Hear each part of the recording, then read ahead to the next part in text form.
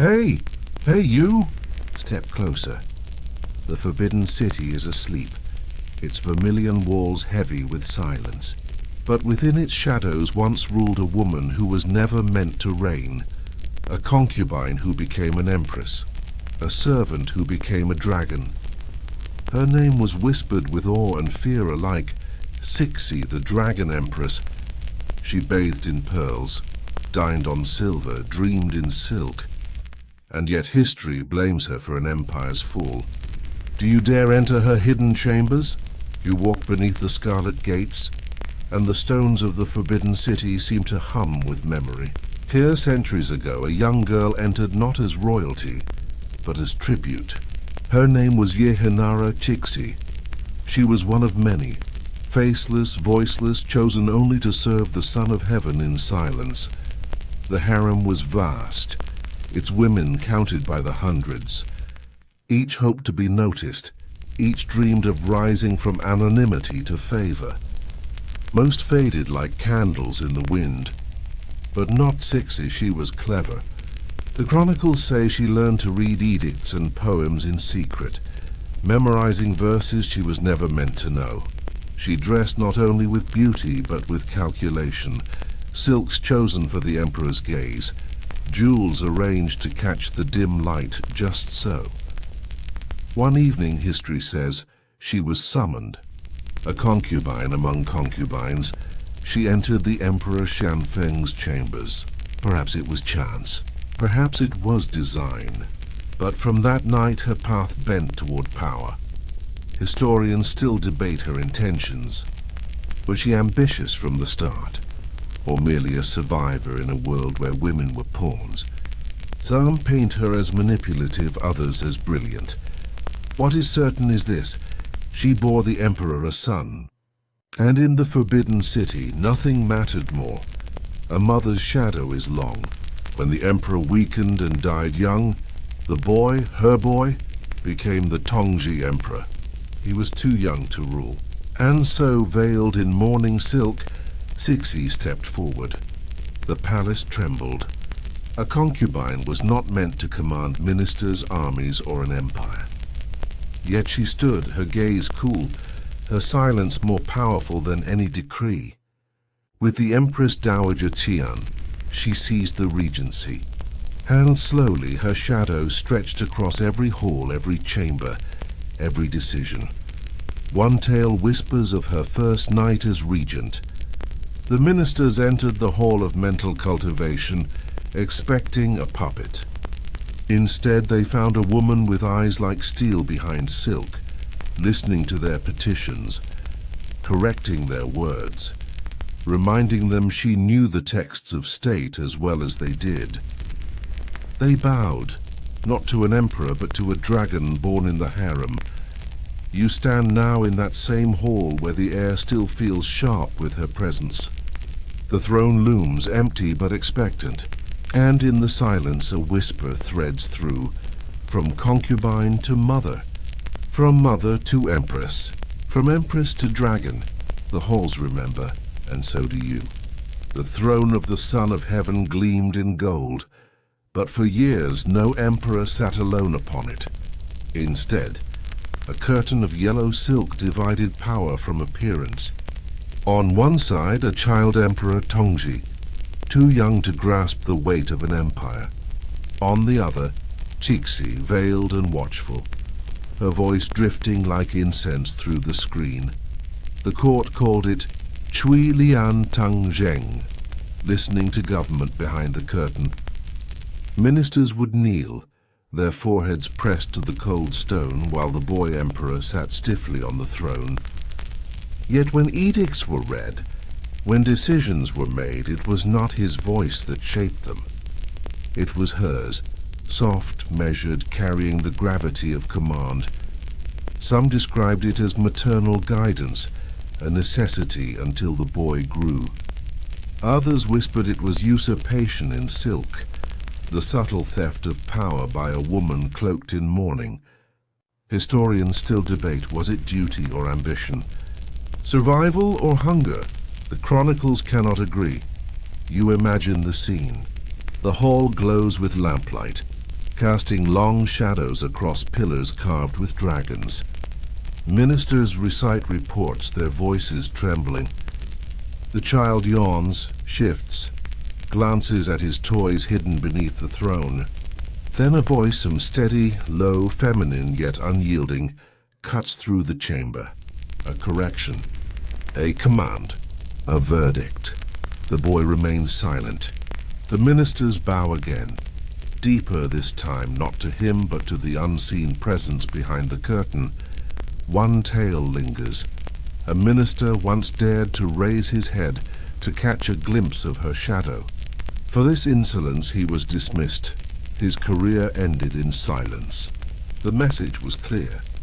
The dragon might be veiled, but it was no less fierce. As the years passed, the veil became less a symbol of transition and more of permanence. Cixi's hand extended over finances, foreign policy, the military. She wrote marginal notes on memorials, her brushstrokes precise, commanding. Edicts bore the seal of the child emperor, but the rhythm of her words. Historians argue whether she saved the dynasty or chained it. Some claim her presence preserved a fragile empire through storm and rebellion. Others condemn her as manipulator, clinging to power with jeweled hands. Both may be true, for behind the silk curtain truth was always blurred. You linger before an empty screen in the hall of mental cultivation. Dust gathers on its folds, but in the stillness you hear it. A voice hushed yet absolute. The emperor may sit on the throne, but I am the throne's shadow. The curtain sways, though no wind stirs. The dragon breathes unseen. The forbidden city was not enough for her. Power alone could not feed the hunger of a woman who had risen from servant to sovereign. Cixi desired beauty, and she commanded the empire to shape itself into her garden. They say she restored the summer palace not once, but twice, pouring rivers of silver into marble terraces, painted pavilions and shimmering lakes. Where rebels had burned, she demanded rebuilding. Where time had cracked, she ordered renewal. The empire's coffers bled, yet lotus bloomed again upon Kunming Lake, their petals trembling in the reflection of golden roofs. Historians argue whether this was decadence or vision. Some condemn her for draining the treasury to feed her pleasure.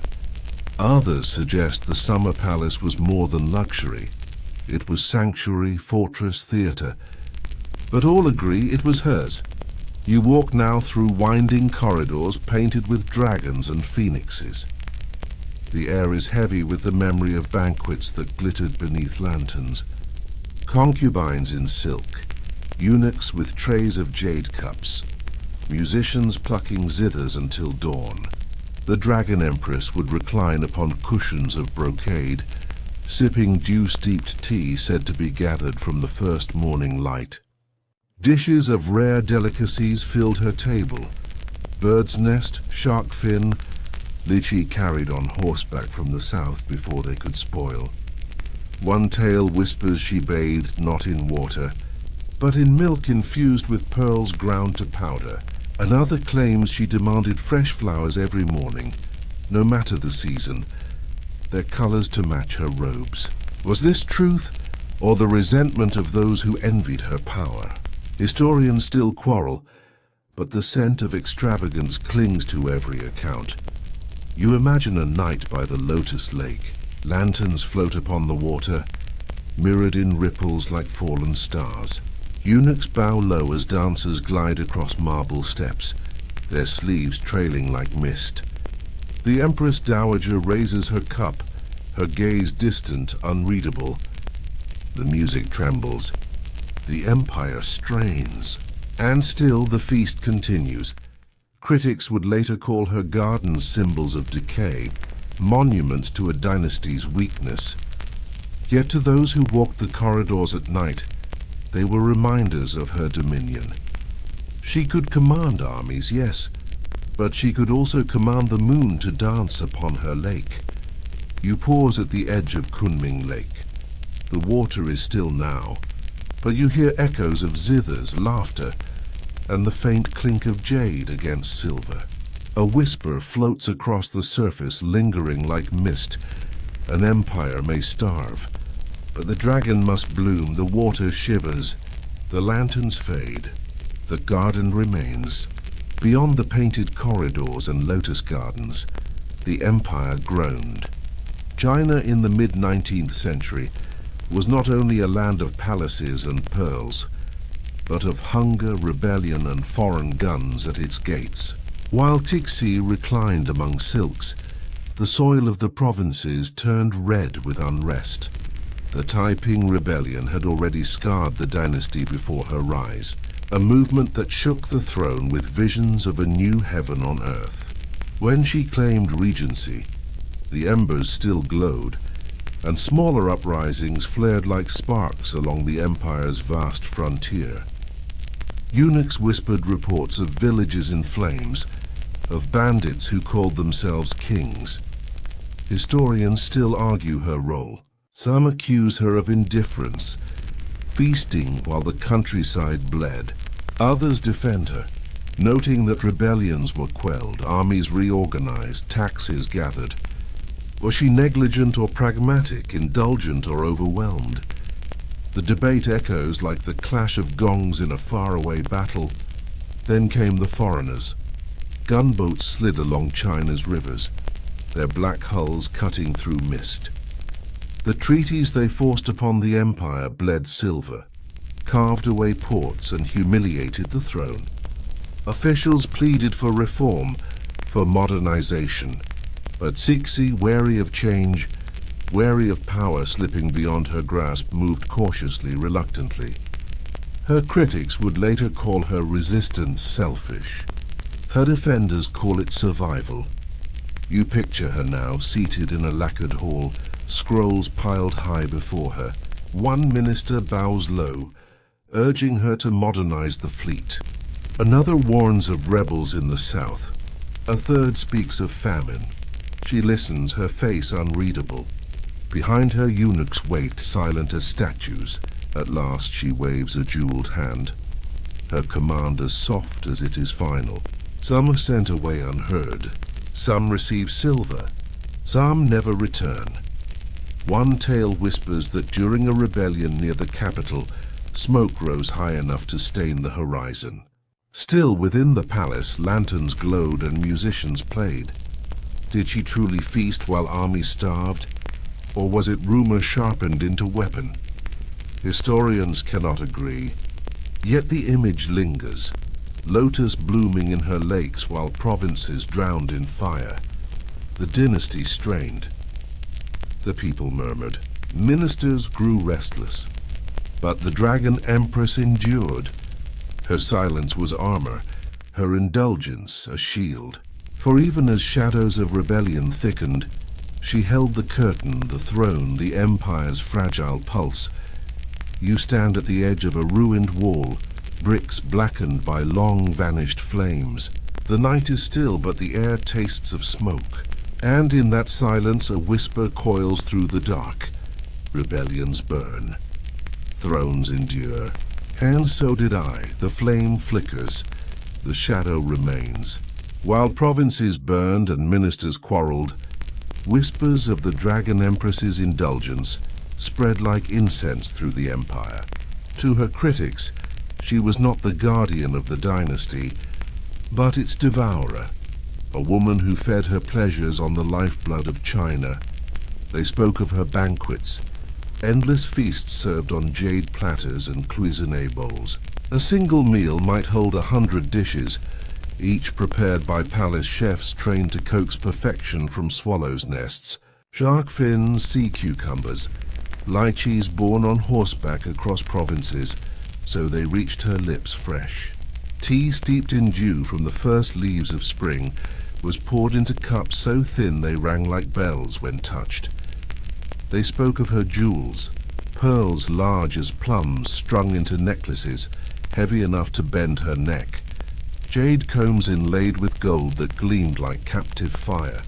Robes woven with threads of peacock feather shimmering with every movement, and they spoke of her rituals. Some said she bathed in milk infused with crushed pearls, the liquid poured from silver ewers by eunuchs, who never dared lift their eyes. Others claimed she demanded fresh flowers each dawn, even in the heart of winter. Orchids in snow, peonies in frost. Their fragrance meant to sweeten the air she breathed. Historians still debate the truth. Was this extravagant portrait fact or invention sharpened by resentment? Some argue she preserved strict discipline, keeping luxuries as symbols of imperial dignity. Others insist her spending drained treasuries, while soldiers starved and peasants rebelled. Both versions remain, tangled as silk threads in the archives. You picture it now. The Empress Dowager reclining on brocade cushions, eunuchs kneeling as they arrange dishes upon a golden table. Lantern light shimmers across pearls at her throat. Music drifts from zithers in the corner, their notes thin and haunting. Outside the palace walls, famine gnaws the countryside. Inside, her lips touch fruit sweeter than any prayer. One story whispers that when a famine struck the north, officials begged her to release silver for relief. She hesitated, then instead ordered the construction of a new marble boat on Kunming Lake, a vessel that could never sail, yet floated forever on the still water, gleaming like a monument to permanence. To her it was symbol, to her critics decadence incarnate. You stand before that boat now, its white stone glowing faintly in moonlight. It is silent, unyielding, both beautiful and absurd. A whisper drifts across the lake, soft as ripples. Empires fade, marble floats, and beauty is the only truth that lasts.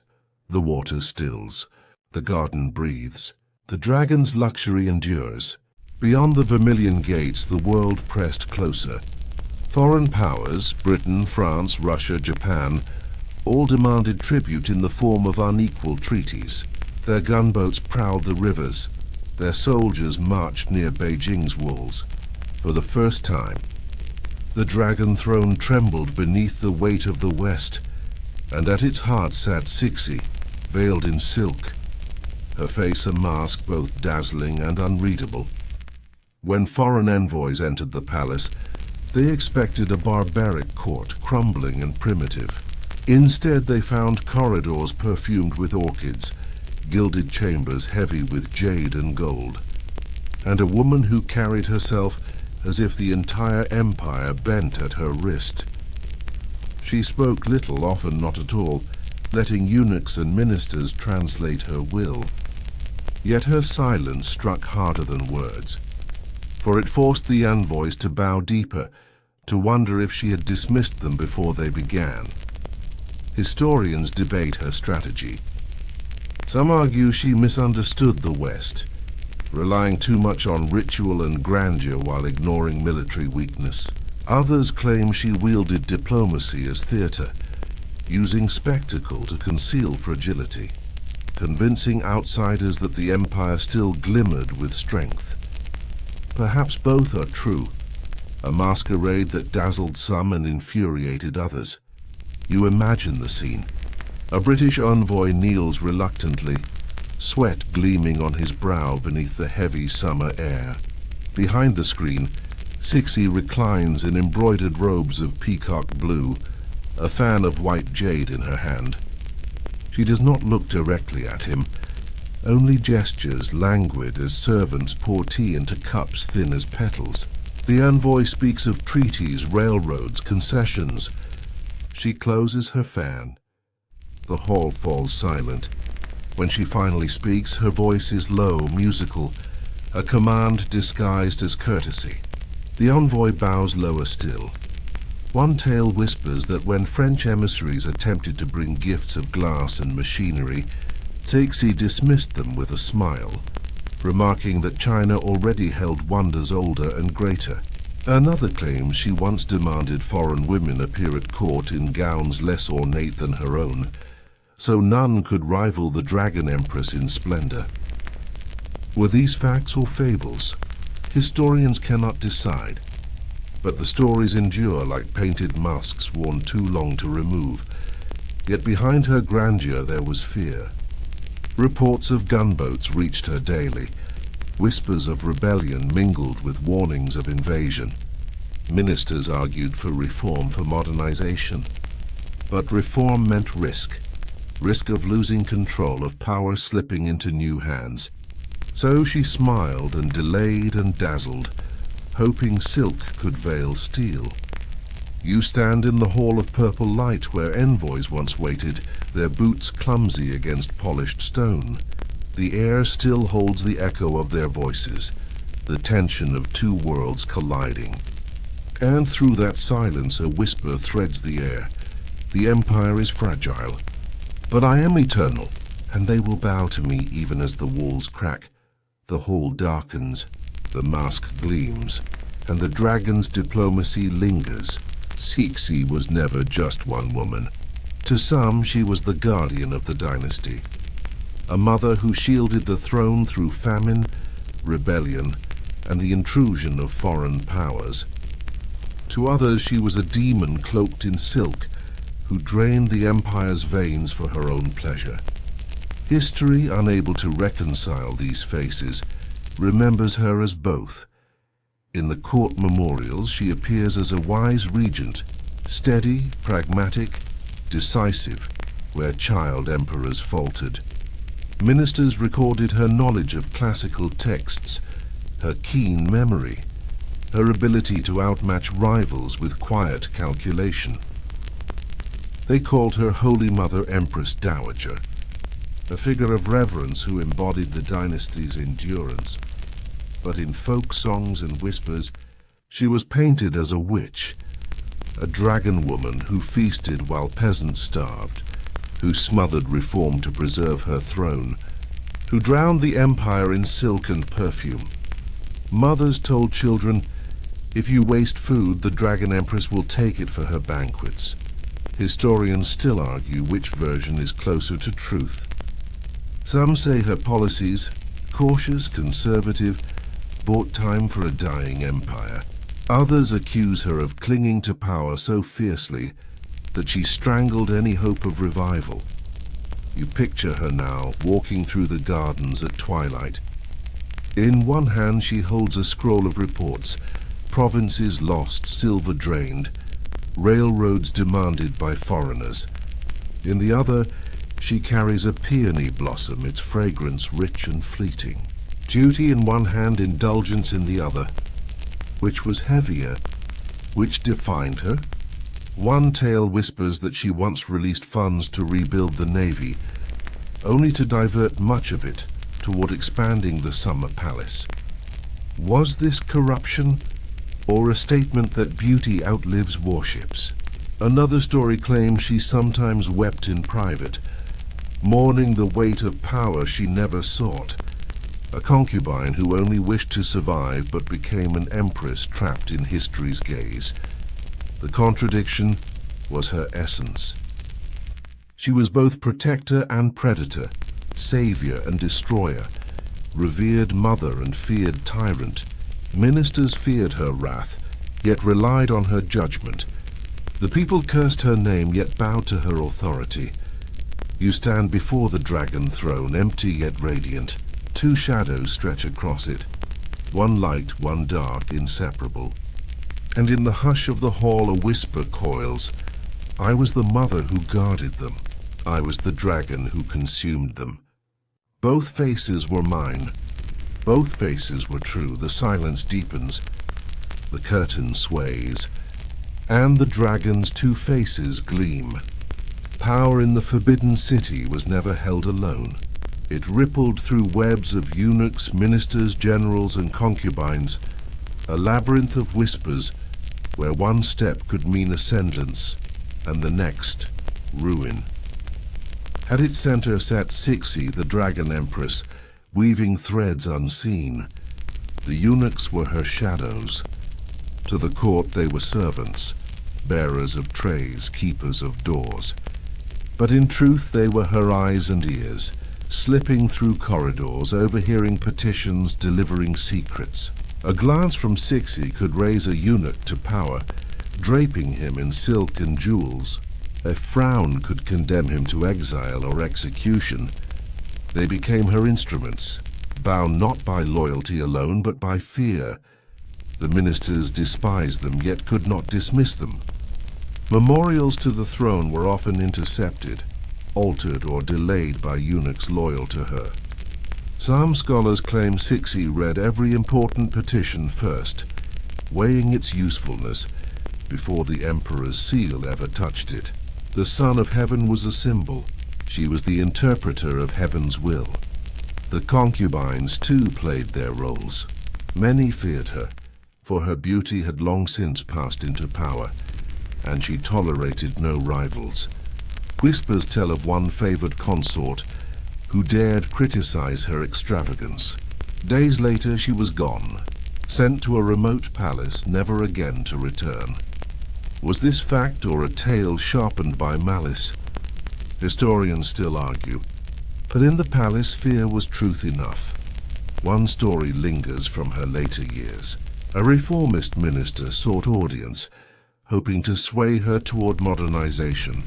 He brought gifts, words of loyalty, visions of railroads and schools. Yet as he spoke, a eunuch coughed, too loud, too deliberate. The minister faltered. Cixi closed her fan.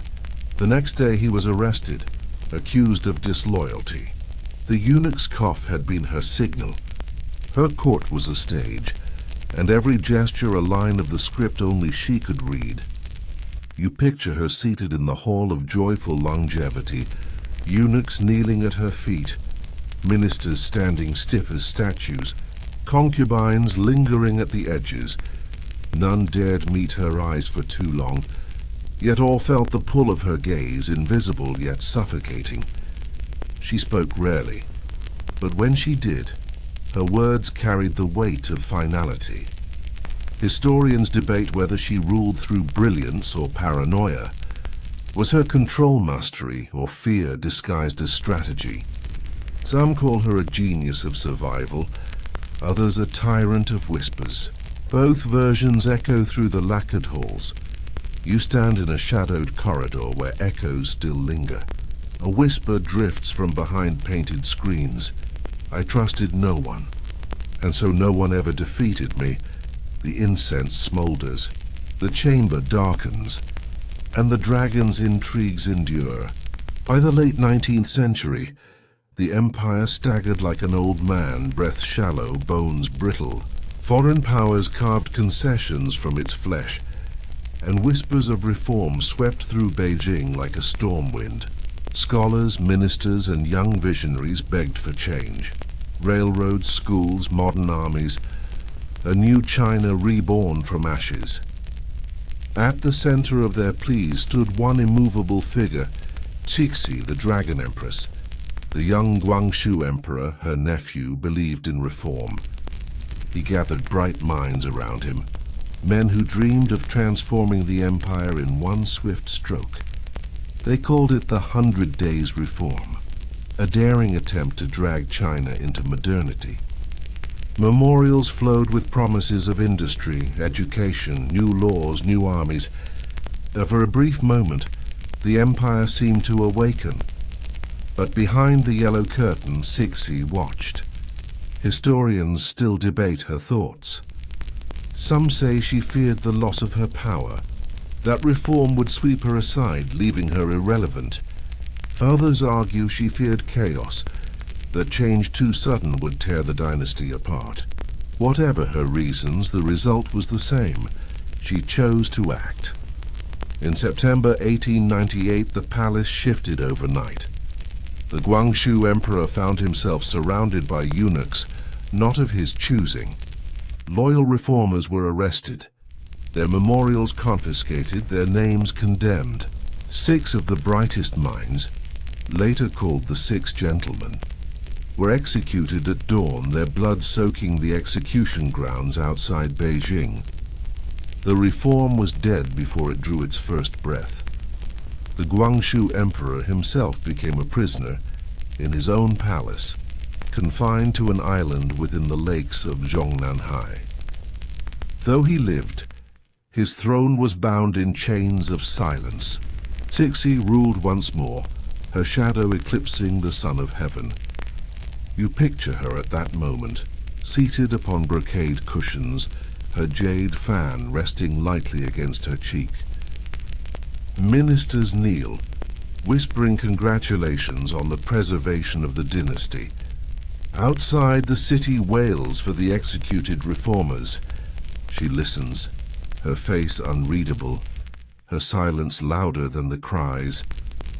One tale claims, she told an advisor, better a stable empire in chains than a broken one in flames. Was this wisdom or fear? Historians quarrel still.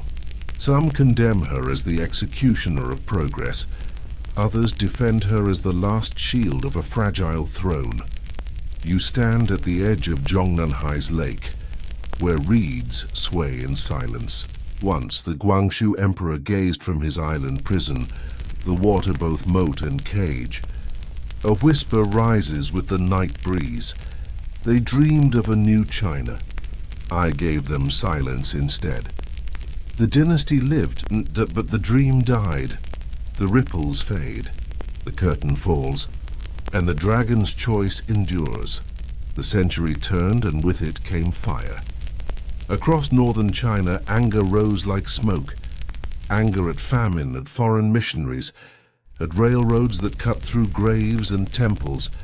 Secret societies swore oaths beneath flickering lanterns, fists clenched, voices chanting that spirits made them invulnerable to bullets. They were called the Boxers, the righteous and harmonious fists.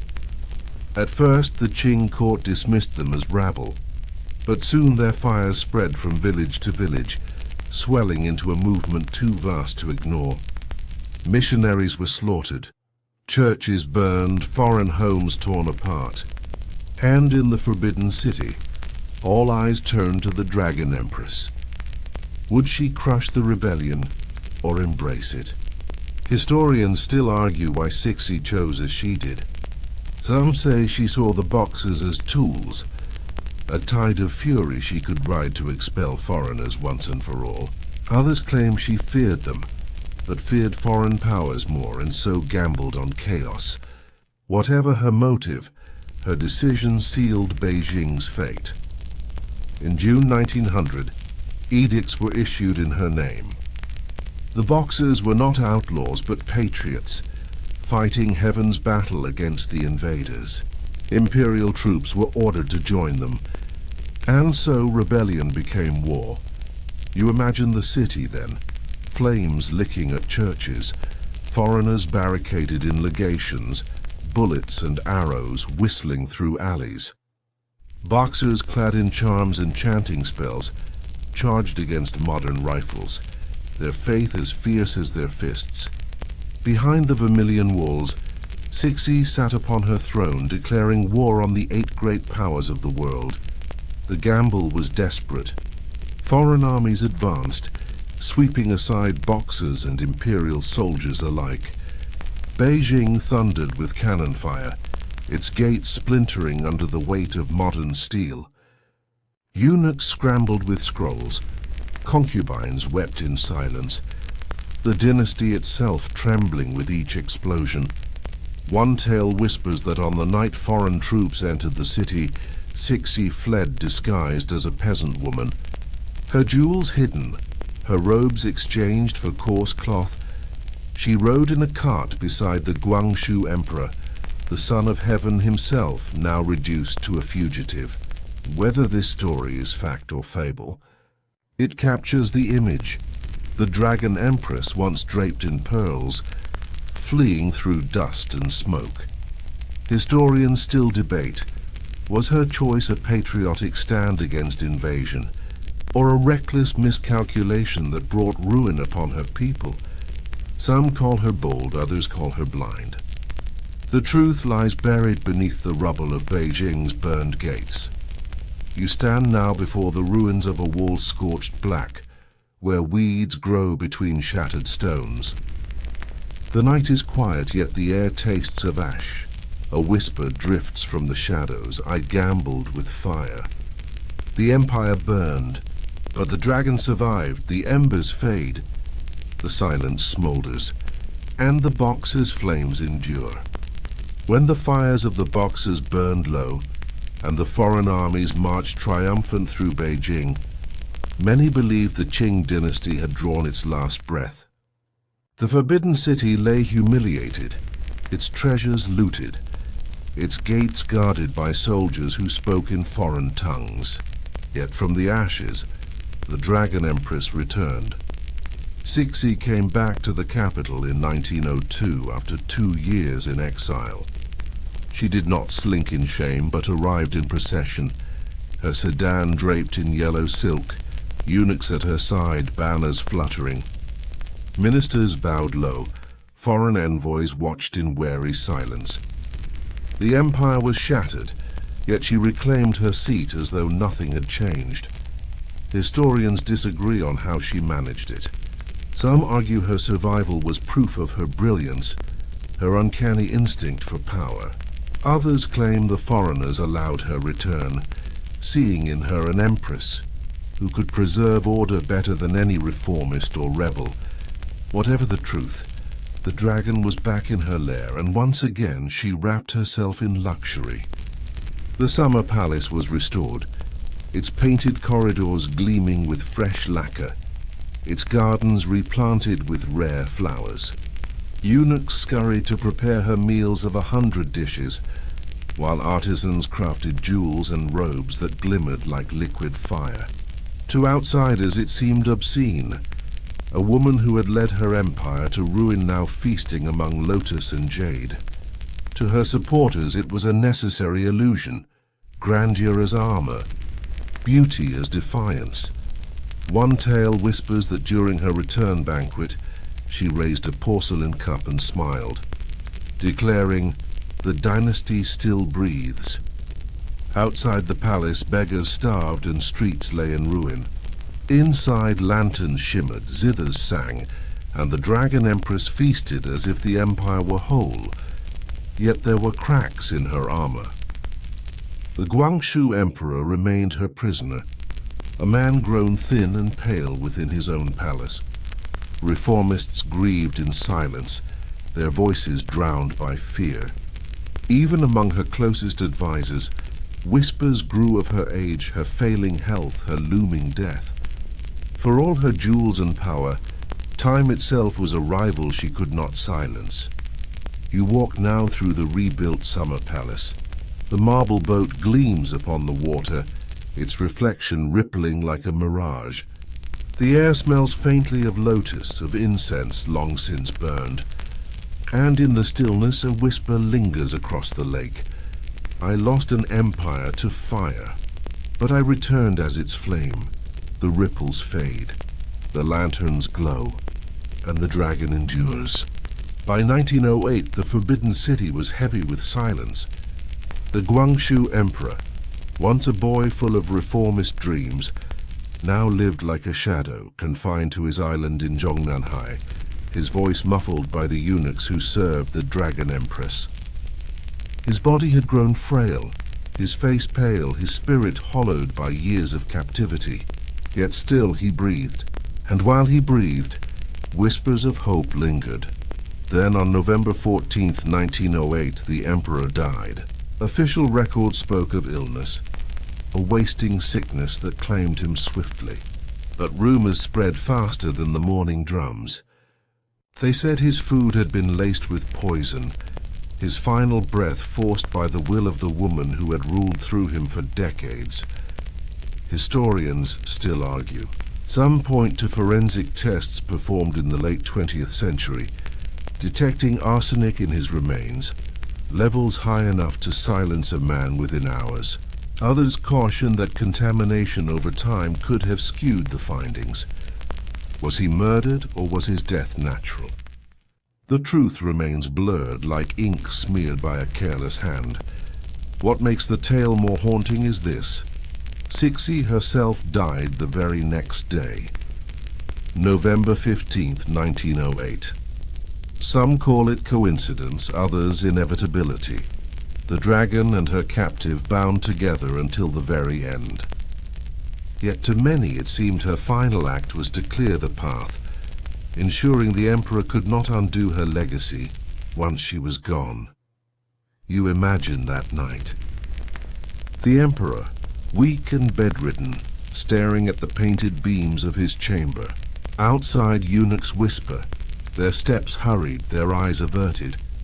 A cup is brought, porcelain white, its liquid steaming faintly. He drinks. Hours later his breath falters, the palace trembles.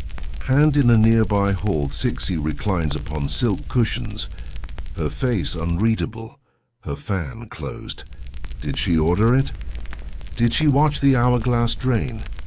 Historians cannot agree, but the timing is too sharp, the silence too deep.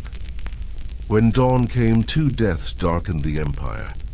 Ministers wept, courtiers wailed, and the dragon throne stood empty. In her final command, Cixi appointed the child Pui, barely 3 years old, as the new son of heaven. The dynasty would stumble on a few short years more, before collapsing into the dust of revolution. You stand now in a quiet chamber, its walls painted with fading dragons. The air feels heavy, as if it remembers the twin deaths of that November. A whisper coils through the silence, soft as falling ash. If I must die, he dies first.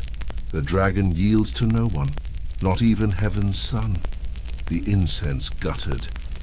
The palace sighed, and 2 lives ended, leaving only shadows. When the morning bells faded, the forbidden city stood in uneasy silence. The Dragon Empress was gone, but her shadow lingered, long, complex, impossible to erase. To her enemies, she was the villain of China's decline, a woman who squandered silver on palaces, while soldiers fought with rusted weapons, who smothered reform in blood, who left the empire brittle and broken.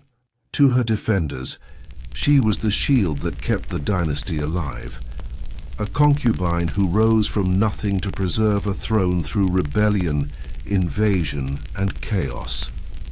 Historians remain divided. Some blame her for the dynasty's collapse, her name blackened in the pages of reformists and revolutionaries. They point to the marble boat floating uselessly on Kunming Lake, to the ruins of Beijing after the Boxer War, to the body of Guangxu poisoned on the eve of her own death. For them she was decadence embodied, the dragon that consumed her own nest. Others argue the opposite. They see a woman who ruled in a world designed to erase her, who held the empire together when child emperors faltered, who outwitted ministers, generals, and foreign envoys alike. They call her ruthless, yes, but also brilliant, a survivor whose caution delayed collapse for half a century. Without her, the dynasty might have fallen decades earlier. In the decades after her death, Cixi became legend. In operas, she was portrayed as both demon and goddess, her voice sharp as jade, her sleeves trailing like storm clouds. In novels, she appeared as a seductress, a schemer, a sorceress of politics. In the whispers of Beijing's alleys, she was remembered as the woman who bathed in pearls while her people starved. Truth and myth tangled until they were inseparable. You walk now through her former chambers. The lacquer has faded, the silk rotted, yet the air feels charged as though her presence still clings to every beam. A portrait stares down, her eyes narrow, her lips curved, not into smile, not into frown, but something sharper, unreadable. The face of a woman who could never be simple. One whisper remains in the archives. A eunuch once wrote that when Cixi laughed, the whole court froze, unsure if they were hearing joy or warning. That was her legacy. Ambiguity sharpened into power. Love her or hate her, no one could ignore her. The empire she guarded collapsed 4 years later, swept away by revolution. But her name endures, carved in both ink and rumor, impossible to silence. In the quiet a whisper rises. I was not heaven's choice. I was survival's answer. Judge me as villain or guardian, but remember, without me there would have been nothing left to judge. The incense fades. The portrait gazes on, and the dragon's legacy endures. Cixi's body was gone, but the palaces still breathed her memory. The Forbidden City, with its vermilion gates and shadowed halls, carried the hush of her footsteps. The Summer Palace, rebuilt at her command, shimmered with water and stone that seemed to whisper her name whenever the wind stirred the lotus.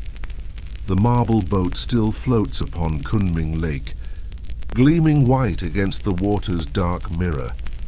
Tourists see a curiosity, a monument to extravagance.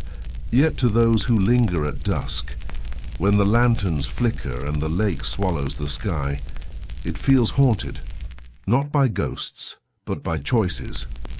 They say if you lean close you can hear faint music, the echo of zithers from a banquet long vanished, laughter woven with grief. The long corridor, painted with thousands of scenes, holds another echo. Beneath its beams courtiers once hurried, eunuchs bowed low, concubines walked with lowered eyes. Now it is crowded with visitors. But sometimes when the air falls still, it feels as if the Dragon Empress herself is gliding just ahead, her robe brushing the painted wood, her fan snapping shut with finality.